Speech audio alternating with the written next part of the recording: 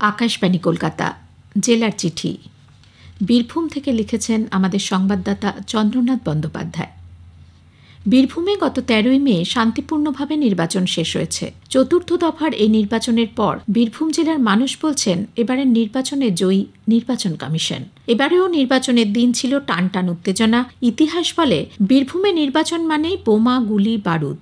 তাই এবার নির্বাচন কেমন হতে চলেছে সেদিকে নজর ছিল ভোটার থেকে পুলিশ প্রশাসন সকলেরই। কিন্তু শান্তিপূর্ণ নির্বাচন করিয়ে এবারের চ্যালেঞ্জ জিতে গেছে নির্বাচন কমিশন। এই শান্তিপূর্ণ নির্বাচনের ভোটের ফলাফল জানতে রাজনৈতিক দল থেকে সাধারণ মানুষ মুখিয়ে রয়েছেন। ৪ জুন জেলার রামপুরহাট, সিউড়ি এবং বোলপুর ও কাটোয়া এই ৩ জায়গায় গণনা হবে। বোলপুর ও বীরভূম এই 2টি লোকসভা আসনের।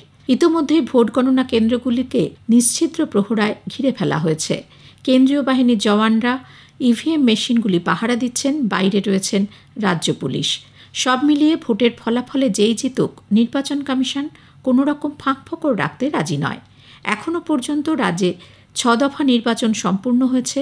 ভোটের আগের দিন সন্ধ্যায় বজ্রবিদ্যুৎ সহ বৃষ্টি অনেকের চোখের ঘুম কেড়ে নিলেও কার্যত ভোটকর্মীদের দিয়েছিল স্বস্তি। নির্বাচন কমিশনের পরিসংখ্যান অনুযায়ী বোলপুর লোকসভা কেন্দ্রে মোট ভোটার 18,39,234 জন। এবার 8 জন প্রার্থীর ভাগ্য নির্ধারণের জন্য 1,979টি ভোট গ্রহণ কেন্দ্র ছিল। বীরভূম লোকসভা কেন্দ্রে মোট ভোটার 18,57,022 জন। 12 জন প্রার্থীর ভাগ্য নির্ধারণের জন্য 1,943টি ভোট গ্রহণ কেন্দ্র তৈরি করা হয়েছিল। 2 লোকসভা কেন্দ্র মিলিয়ে মোট 3,922টি ভোট গ্রহণ কেন্দ্র ছিল জেলাতে। মোট 131 কোম্পানি কেন্দ্রীয় বাহিনী মোতায়েন করা হয়েছিল। কেন্দ্রীয় বাহিনী ও রাজ্য পুলিশের সহযোগিতায় 94টি নাকা চেকিং পয়েন্ট তৈরি করা হয়। এর মধ্যে 32টি নাকা চেকিং পয়েন্ট ছিল বীরভূম ঝাড়খণ্ড সীমান্তে। ভোটের দিন অপ্রীতিকর পরিস্থিতি এড়াতে বীরভূমের ওপর বিশেষ নজর রেখেছিল কমিশন। 25শে বৈশাখ শান্তিনিকেতনে যথাযথ মর্যাদায় কবিগুরুকে স্মরণ করা হয় একেবারে শান্তিনিকেতনই ঘরানায়। ভোরে বৈতালিক এবং উদয়নবাড়ি থেকে বাজে কবিকণ্ঠ।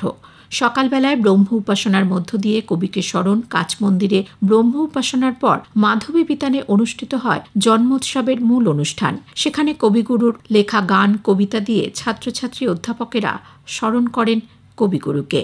রবীন্দ্রনাথের সময় অবশ্য পয়লা বৈশাখ পালিত হতো কবির জন্মোৎসব। কবি নিজেই এই প্রথা চালু করেছিলেন, কারণ জলকষ্ট ও দাবদাহের জন্য সে সময় আশ্রম বিদ্যালয়ে ছুটি দেওয়া হতো।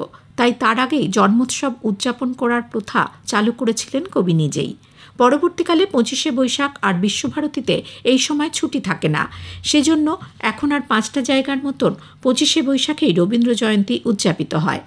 তবে তা অন্য জায়গা থেকে কিছুটা আলাদা, স্বতন্ত্র। বোলপুর উচ্চ বিদ্যালয় থেকে শুরু করে বোলপুরের বিভিন্ন শিক্ষা প্রতিষ্ঠানগুলিতেও রবীন্দ্রনাথের লেখা গান, কবিতার মধ্য দিয়েই কবিগুরুকে স্মরণ করা হয়ে থাকে।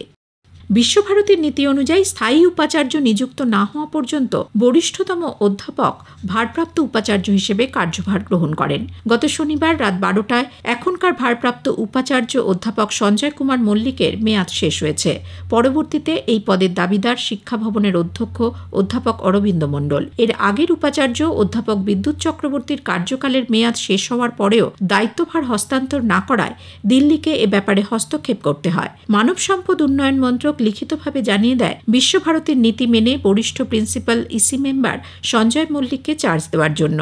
কিন্তু বর্তমানে মানব সম্পদ উন্নয়ন মন্ত্রক 26 তারিখ রবিবার পড়ে যাওয়ায় সেই চিঠি না পাঠাতে পারায় কার্যত একদিন উপাচার্যবিহীন রইল বিশ্বভারতী।